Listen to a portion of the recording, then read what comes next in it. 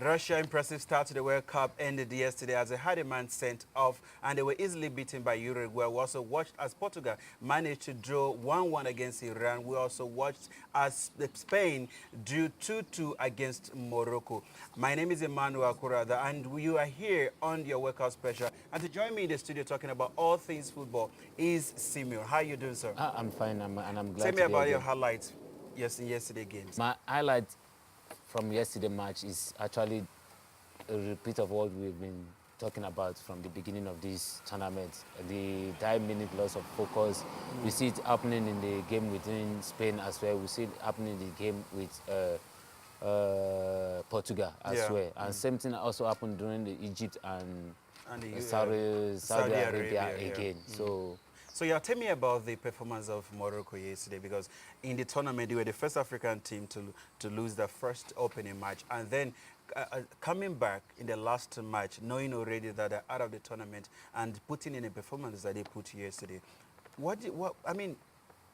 What is happening to these teams? now, I don't know if you remember after the second match, we spoke about Morocco and Iran. Yeah. That if they put in the same performance that they put in the second match, Yeah. they're definitely going to beat Spain and Portugal. And they really showed that quality yesterday. Oh, wow. And we also watch how Iran, one thing that surprised me, one match that surprised me so much yesterday was Iran. And like we've been complaining a lot here about VAR, which is a video assistant referee in this tournament. We see that yesterday in Portugal versus Iran. What do you have to say about the VAR yesterday? Yeah, I think for the penalty that he gave to Portugal, I think the VR is correct. How about the penalty given to the Iranian side? No, it's also correct because it's an handball. So Okay, I have my reservations about the VAR anyway, and we saw Cristiano Ronaldo was showing a yellow card instead of a red Red card card. in that match. Was that a right decision for you? no, it wasn't a right decision, but sometimes maybe referee just decide to do that on his own accord. So I don't think it's something that we can kill anyone for. Oh, wow. Okay, like we say here on this show, is a show where we'll be going to be bringing every opportunity missed, every opportunity utilized in Russia 2018. So yesterday we saw a lot of opportunities missed. One particular one that a lot of people are talking about is Cristiano Ronaldo missing the penalty against Iran. I mean, what happened to Cristiano That Ronaldo? proved to us, we soccer fans, that it can happen from anybody. Because when Messi lost the penalty in the first match, we all thought, it can't happen to Ronaldo because Ronaldo scored the goal. So now Yeah, this proves to us that anyone can. But one will argue, though, that, I mean, he has scored 4 goals in the tournament yesterday. He missed the penalty. So I think his own is better than Messi in a way. Though we're not going to compare the two of them. But that match yesterday, I saw a lot of positivity from the Iranian side. Those guys played very well. Yeah, from the second match against Spain, we saw the desire, we saw the determination for them to go ahead in this tournament. But it's just that maybe miss of chances and a loss of focus at the end of the match is what really cost them this tournament. No, but they drew.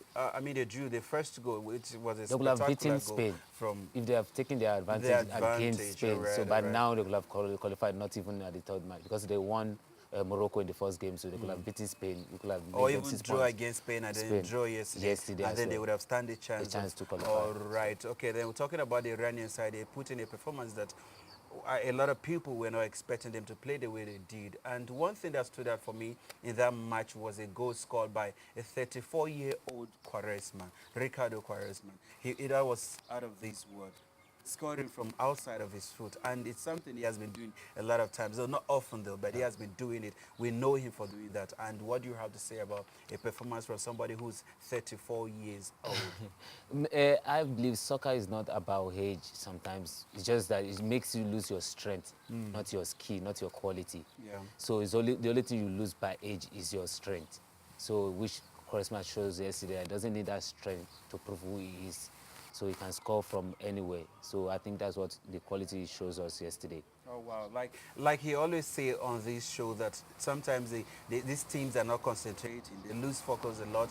And we saw that in the Portuguese match because they were on their way to topping the group and playing Russia instead of Uruguay. But then at the end of the day, they were unable to defend. And Iranian side came back, got a penalty, They utilized the opportunity, like we say here on this show, and then Portugal now is going to, they finish second in the group, and they're going to play Russia. Russia. No, they're going to play Uruguay. Uruguay, Actually. okay. Then Spain will play Play Russia. Russia. Okay, let's talk about another team from this continent that is still waiting to get their first 3 points in a World Cup, and that is Egypt.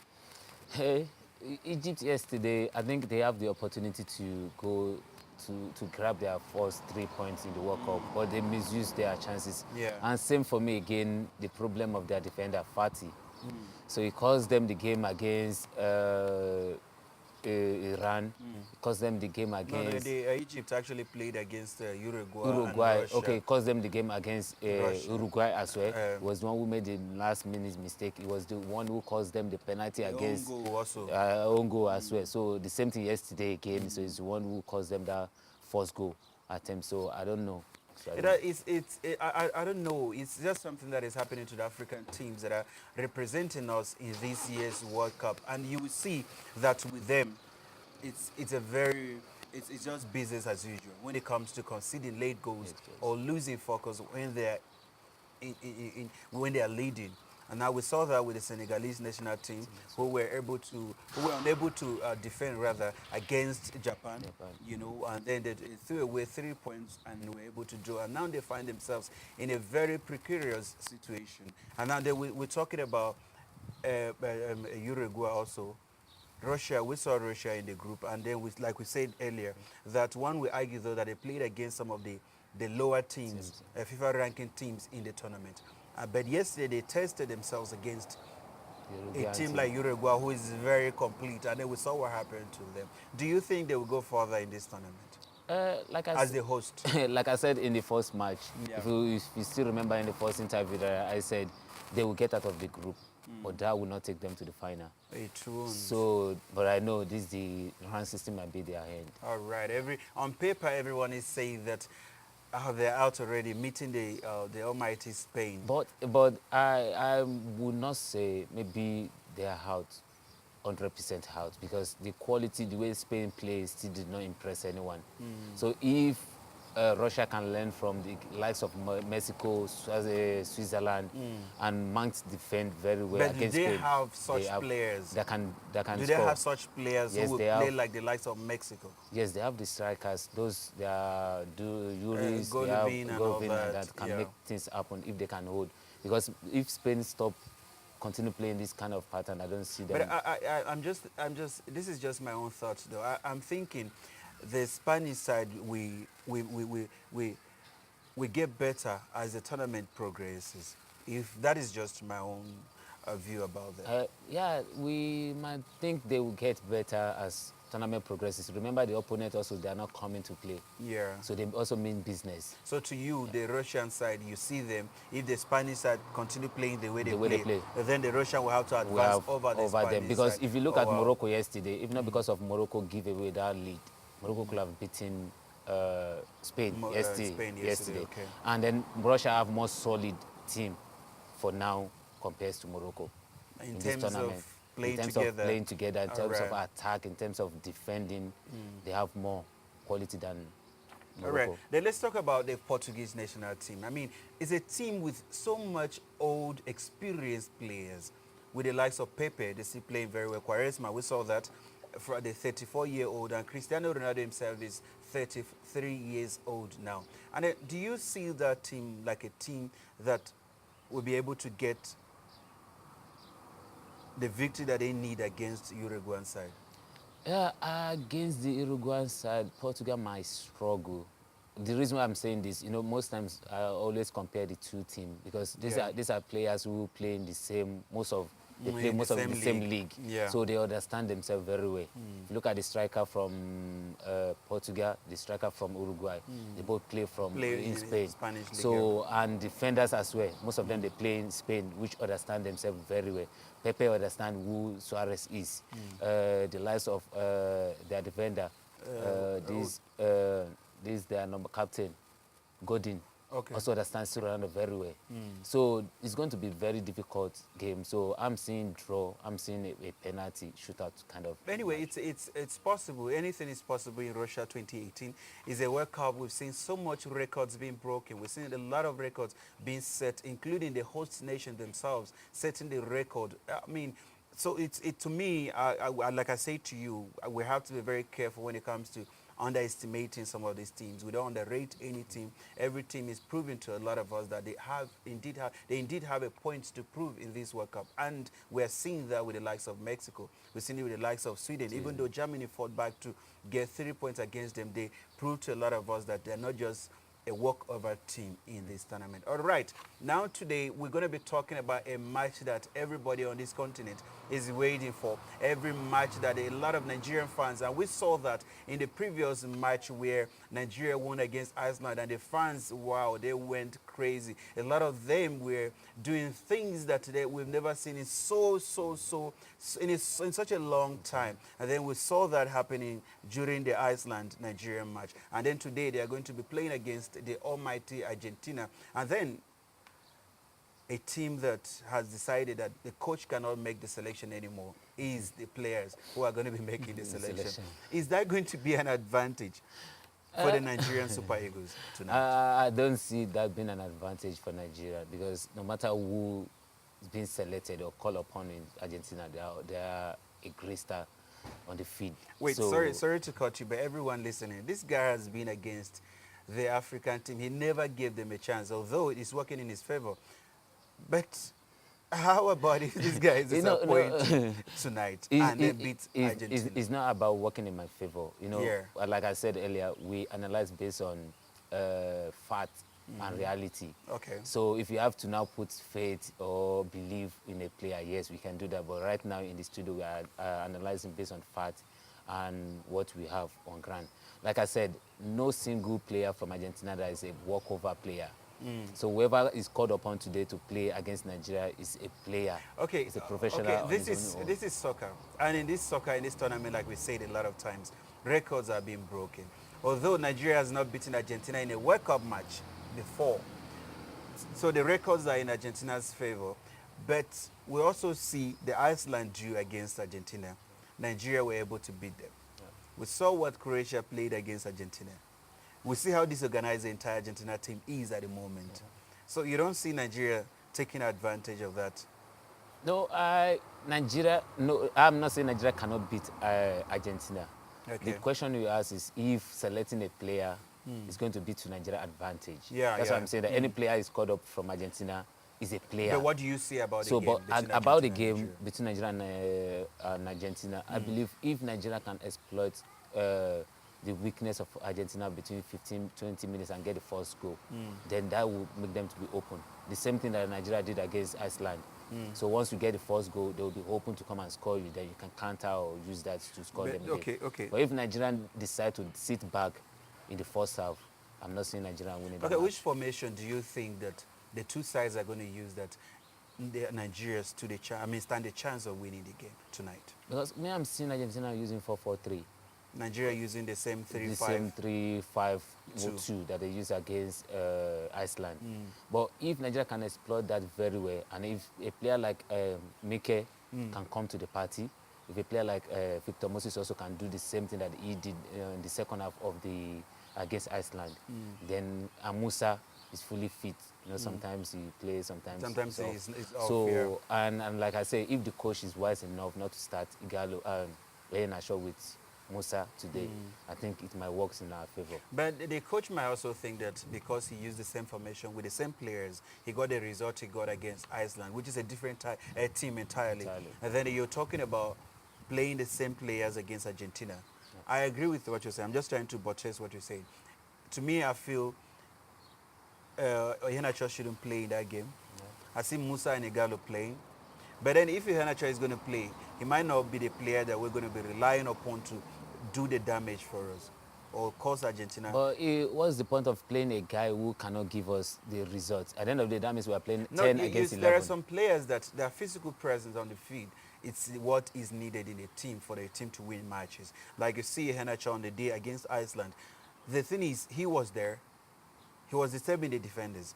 But then the experience of Musa then complemented him. Then we saw that winning the game. That won the game for the Super Eagles. Then tonight, you need a player who they're going to be able to complement each other, let them play together. Then he's bring the physical appearance, his physicality in the game matters.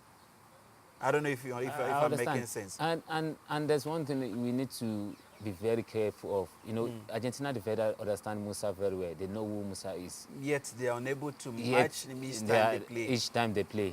So even in the friendly match, they were unable to match him. But I believe because of the requirement of this today match to them, what it's going to mean to them, I believe if we depend solely on Musa, we might not get the results we want. So the likes of Igalo, we can come, if we try to play on the ground, if it's not working, then Igalo can use his physical presence to use his body to drop the ball down or use his head to take ball over their defender for somebody to come in behind. But you see what I saw? What I saw in the Nigeria-Iceland match was that I saw a different team, a team that played and worked together. You know, I did not see a team where individuals are trying to display. You know, I saw a team working together. And then if you continue with the same thing, we need a continuity in the team. If the same work rate, the same attitude, the same determination, if they have that in today's game, then I see them. I don't see Argentina stopping them. We might say we don't see Argentina stopping them because of the performance of Argentina so far in this tournament as well. But I would be very careful if I am able to advise the coach. I would prefer he tell the player to play the ball on ground instead of the hop ball or across. Because there's no way Musa can gain an area ball from any Argentina defense. There's no way Nacho can gain an area ball against. So they should rather play on the ground and then move, play a fast ball. At the end of the day, I just feel anything that works for them, they should be able to do it. If that is going to make Africans proud, and is going to give them the opportunity of progressing to the next stage in the World Cup. To me, that is just what I feel. Because what happened against, not that they were too fantastic against Iceland, but then the result came in their favor because they worked together. We did not see the Mike being everywhere in the field trying to do all the job. We did not see the Moses. Moses was actually drafted to the right position where he plays for Chelsea. And we saw the result in that game. So tonight, to me, deep down, everyone knows that, a lot of us believe that Argentina is going to win the game. But we're just analyzing it the way we feel if the Super Eagles are going to be able to stick to the same formation and then have the same determination. Because the zeal is what we need in each player for them to be able to win a match. You know, Nigeria will actually need their defense and their midfield today more than their attacking. Because if we still get the draw, also we will still progress as well. So I would rather prefer we use more of all our midfielders should work in hand with the defense as well. But any coach who has been studying the Argentina national team should be able to understand that in this tournament so far, with the two matches they played, we've seen that they'll be playing defenders and strikers. There's nothing in the midfield. So if anyone can be able to use that against them, like Nigeria, for instance, we have Ndidi, who is playing very well. We have Mike, we have a table, you know. If they are going to be able to work very well in the midfield. I actually have my reservation against the table, so I don't know. Maybe people might say it's fine, but I would have preferred somebody like Nazi to play today with Ndidi. No, can I tell you? That's what I'm saying. I understand what you're saying, but because if you need to face the likes of Mascherano with physical strength, we don't need a soft player against those midfielders. Tebo actually is not soft. He's a player that I like so much because he is very mobile, energetic. He's been playing in the midfield so far. He has been the only player who is giving the likes of Mike and Ndidi. You saw in that game the shot Ndidi was playing. That was because there was somebody who was holding the midfield down for him. But Onasi has been doing that as well for the Super Eagles. But then he dropped. He dropped. And now, okay, I agree with what you're saying, but to me, I just feel a table for me is a player that we need in that midfield. Because the player who is very mobile, who is energetic, like we said earlier, who is a player who can be able to mark players one-on-one. He has been doing it. You might not see his work rate, but then he is working for the team. Okay. You know, in the midfield. Like I said, my opinion, I look at Argentina midfield They are kind of person who strong player with their physical strength. We Yes, overpower overpower. them. And once Yeah. you allow them to take that away from you, then you expose your defense to the likes of Messi, Aguero, or Higuain. So I feel like somebody who can put there. So the only player that I see in Nigerian team that can do that is Onasi. No, because For Mike to now be able to move but forward. we have a player in a table, and Mike and Ndidi who have done it against Iceland. We one might argue, no, you might argue that yes, Iceland is a Iceland is a team. different team. We're talking but- about Argentina. No, it's a different team. I agree with you, but then a different team that was able to get a result about the opponent that they are playing against today. You know, so you understand the Iceland team. One good thing about them, they have the likes of Sigurdsson in the midfield, who are very good. They are working tirelessly in the midfield just to make sure they support the strikers. Yes. And we saw they got the result against Argentina. And one thing about the Argentina side that has been their weakness in the team is the midfield. The midfield, the supply is not coming. That's why we don't see Messi playing.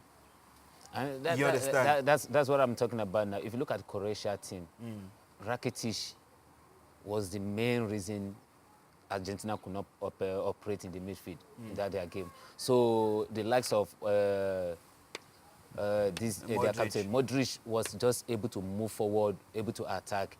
That's what I expect Nigerians to do today. The likes of Onazi and Ndidi should hold the midfield the same way Rakitic but did, you have, and then allow Mike to be able to move I agree more. with what you're saying, but then when you have three midfielders, the formation Nigeria is playing, if they're going to stick with the same formation and the continuity is there in the team, that is to say that they're going to have the 3-5-2.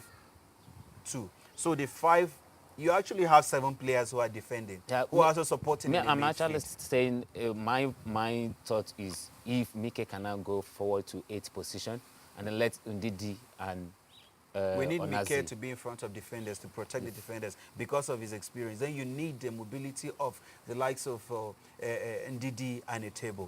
Which, if a table can go against Mascherano, I guarantee you 200% that he's going to win the ball because that guy is tired. So we need such people in the midfield. Okay, let's just wait for the match to start. Will I be fair to get your prediction for this game? For this game, Nigeria and Argentina draw. Draw match. Well, I don't know. You've been very good at predicting matches on the show so far. But if I have to choose otherwise, Argentina win. I'll be going with, I'm sorry, but I'll be going with Argentina to win that game 2-1. And Argentina to win? Yeah. 2-1. So that means Nigeria, you're seeing Nigeria not winning? No. Are you? That's what I said. If I have to be in Nigeria and an African, I would say draw. All right. But if I have to be realistic, Argentina will win. All right. Yeah. Thank you so much for coming on the show. Yep. And to our viewers out there, you're still watching your workout special with me, Emmanuel Korada, where we say we're going to be bringing every opportunity missed, every opportunity utilized. We're going to be bringing every controversial decision. We're going to be bringing every action that is taking place. And tonight, we're going to be watching Nigeria versus Argentina. It's a match a lot of us are expecting because on this continent, we only have 2 teams left that we're looking up to. That is Senegal and Nigeria playing tonight. So our hopes are on these 2 teams. I will be praying that they do us proud here on this continent. The actions, we're going to be bringing everything that is coming from that game tomorrow to you. And we'll be talking about a lot more on the World Cup special. Thank you for watching. See you again tomorrow. Do enjoy the rest of your evening. Say goodbye.